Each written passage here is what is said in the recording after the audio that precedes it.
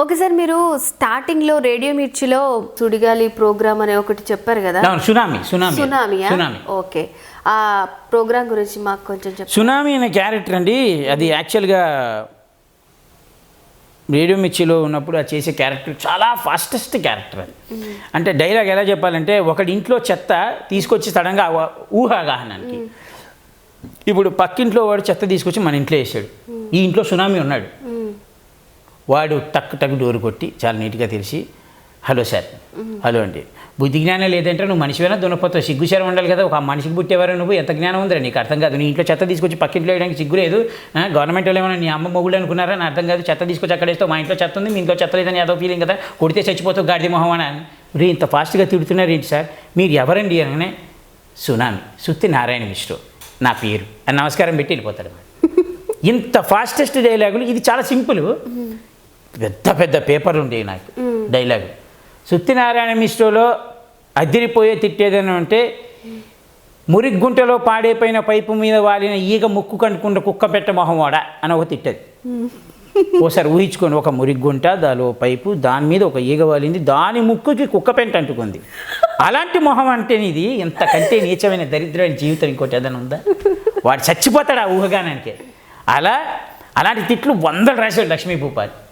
ఆయన ఇన్ని రాశారు, అన్నీ ఫాస్ట్గానే చెప్పాలి. ఎక్కడ అంటే ఒకసారి అలా ఊపిరి తీసుకుంటే మొత్తం డైలాగ్ అయిపోయేంత వరకు ఊపిరి ఆపడానికి లేదు, ఎక్కడ ఊపిరి ఆగినా డైలాగ్లో పెప్పేసిపోతుంది. అలాంటిది సునామీ క్యారెక్టర్ అండి. సునామీ క్యారెక్టర్ నా లైఫ్లో లైవ్గా చేయడం చాలా కష్టమైన పని అండి. దానికి నేను ఎంఎస్ నారాయణ గారికి హ్యాట్స్ ఆఫ్ చెప్తాను, మా గురువు గారికి. ఎందుకంటే ఆయన ఆ సినిమాలో, ఒక సినిమాలో కబడ్డీ సినిమా కాదు అది, ఇట్లు శ్రావణి సుబ్రహ్మణ్యం కాదు, రవితేజ గారి సినిమా, దానిలో సుడిగాలిలాగా వస్తుంది ఆ క్యారెక్టర్. యాక్చువల్గా ఇన్స్పిరేషన్ అది కూడా అనుకోండి, మరి ఈ సినిమా దీని తర్వాత దాని నాకు పెద్దగా ఐడియా లేదు. సో ఆ క్యారెక్టరు ఎంఎస్ నారాయణ గారు చేయడం అంటే అదిరిపోయింది అది. సో అలా ఒక్కసారి ఆ డైలాగ్ చెప్పడం అంటే, రేడియోలో ఎలా ఉంటుందంటేనండి, రికార్డింగ్ చేసేటప్పుడైనా సరే నేను మాట్లాడే ప్రతి మాట మీకు విజువలైజ్డ్గా కనబడుతుంది వింటున్నప్పుడు. ఆ విజువలైజేషన్లో ఎక్కడ కూడా డిస్టర్బెన్స్ రాకూడదు, అంటే నా వాయిస్ అంత క్లారిటీగా ఉండాలి.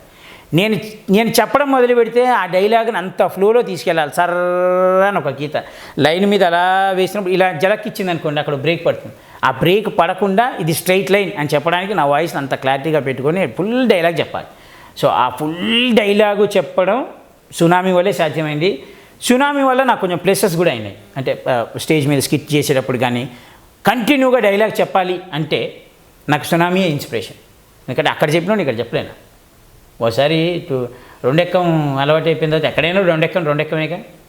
సో అదే అనమాట. సో అలా నేను సునామీ అనేది నాకు ఒక మంచి ఇది ఇచ్చింది.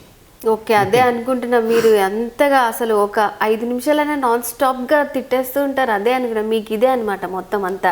ఇదే మీరు ఇంకోటి ఏంటంటే విచిత్రం ఏంటంటే, ప్రతి వాళ్ళు పబ్లిసిటీ చేశారండి, చంటి అంటే తిడతాడు ఎందుకు తిడతా, నాకేమో తిట్టడానికి నేను ఎందుకు తిడతానండి, ఊరికే ఏదో ఫన్ కోసం తిడతాను తప్పితే నేను ఎవరిని తిట్టను,